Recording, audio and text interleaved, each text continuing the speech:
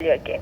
So, if a mother has done a glucose tolerance test in the pregnancy, okay, the GDOI test, okay, we indicate on the neonatal database. So we will say, if the GTT is normal, it means so we say GTT N or normal. That means that the glucose tolerance test was taken by the patient, and the mother is not diabetic. She's able to tolerate. If the test is abnormal, we will indicate.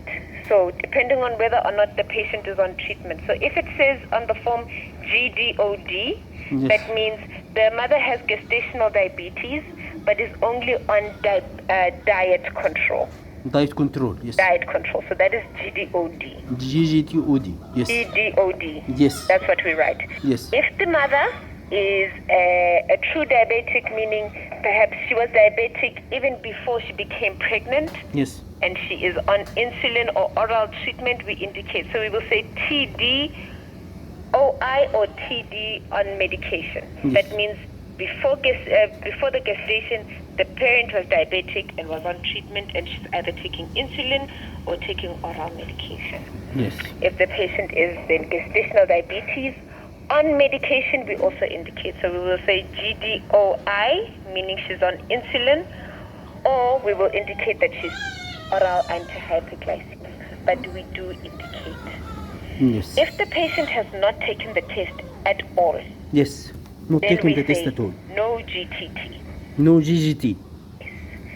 And if the patient, sometimes you will find when you go into the mother's records that the mother has only done a random glucose test and a post-prandal glucose test. Again, that patient we take as no GTT because in theory, the patient has not been challenged with glucose, so the glucose tolerance test has not done. So again, we do not know whether or not the mother is diabetic or not. So either way, though, we do indicate on the form so that you are aware what sort of channel to follow. You have to follow. Do you understand me? Yes, I get it. Thank you and appreciate your cooperation. Okay, who am I speaking to? I'm Dr. Ali. Okay, hi. Thank you. Pleasure. Bye.